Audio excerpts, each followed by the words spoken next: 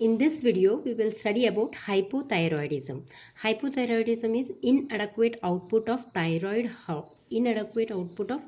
hormones from the thyroid gland. That is, the T3, T4 hormones will be less in the circulation. They are less synthesized less in quantity by the thyroid gland. That is hypothyroidism. Now we already have studied this in hyperthyroidism. That is, the hypothalamus in the beginning will in response to the low level of T3 T4 hormones will release the thyroid releasing hormone. That in turn is sensed by the pituitary gland. In turn, pituitary gland will release thyroid stimulating hormone. So this thyroid stimulating hormone will bind to the thyroid stimulating hormone receptors which are present in the thyroid gland. By binding to these receptors, the thyroid, it will initiate the process of releasing the T3 T4 hormones from the thyroid gland. That's how the T3 T4 are released out in the circulation, which will bind to the proteins, plasma proteins, and then they show their actions. So whenever it is a feedback mechanism, whenever there is a fall in the quantity of T3 T4 hormone in the blood circulation, it will be feeded back to the pituitary gland and the hypothalamus. The process again start, the cycle continues. As the levels increases, it will stop producing TRH, and as the level falls down, then it senses and then it releases. Pituitary will release TSH and hypothalamus will release TRH. That's how the process of formation of T3 T4 is continued. Coming to the pathogenesis of this hypothyroidism, in this the reasons may be the loss of thyroid tissue or pituitary failure to synthesize the adequate amount of thyroid stimulating hormone will lead to the decreased production of T3 T4 hormones. That's how the hypothyroidism is caused.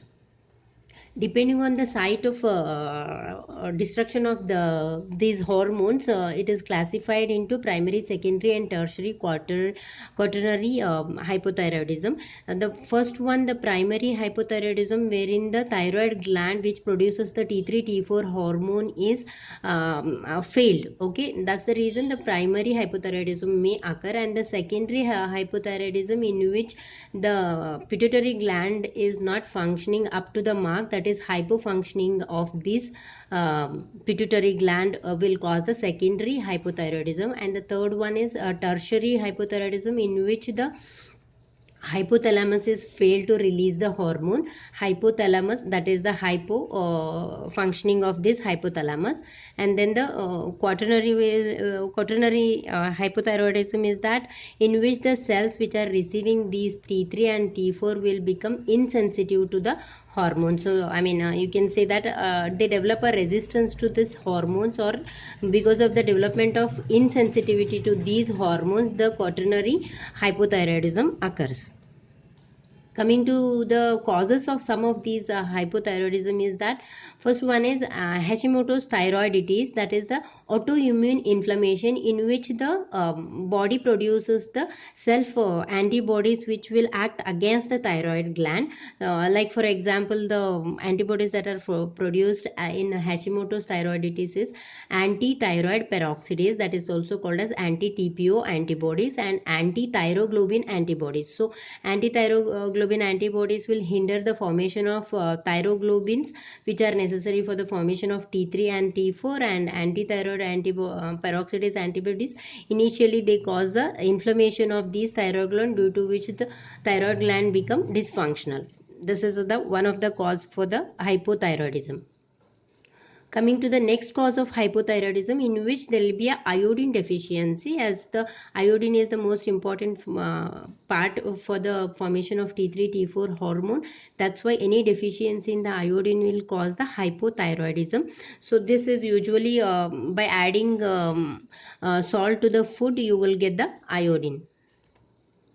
Coming to the next cause of this hypothyroidism, especially while treating the hyperthyroidism, any medication overdose of those medication will cause the hypothyroidism. And some medications like lithium will also cause the inhibition of the thyroid gland functioning. It may lead to the goiter, which in turn reduces the formation of the T3 T4 hormones. And then next one is treatment for the hyperthyroid, some medications like carbimazole, profile thyrouracil, radioactive iodine, and thyroid surgery may lead to the hypothyroidism.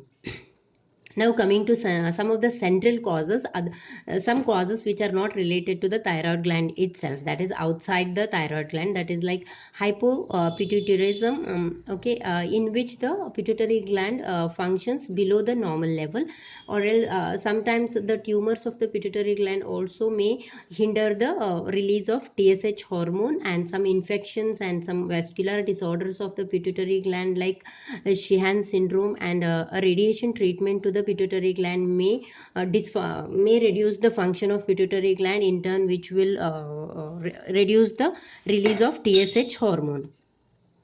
Now coming to some of the symptoms, basic symptoms of this hypothyroidism, that is it causes the coarse hair and hair loss, weight gain, amenorrhea, and then fluid retention, which will result in edema, pleural effusion, and ascites. It may also cause the dry skin, constipation, and fatigue.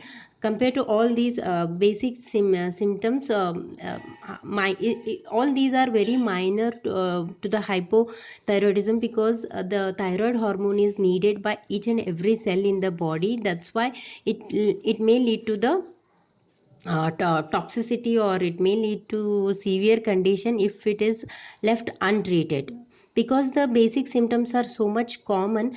That's why it is very difficult to detect the hypothyroidism in the initial stage, unless until it reaches the severe condition.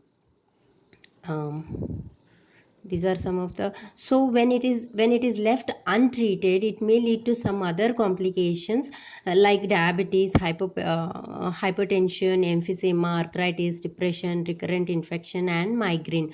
So it should be treated as early as possible to avoid the severe condition of the patient. So this is all about the hypothyroidism. Thank you.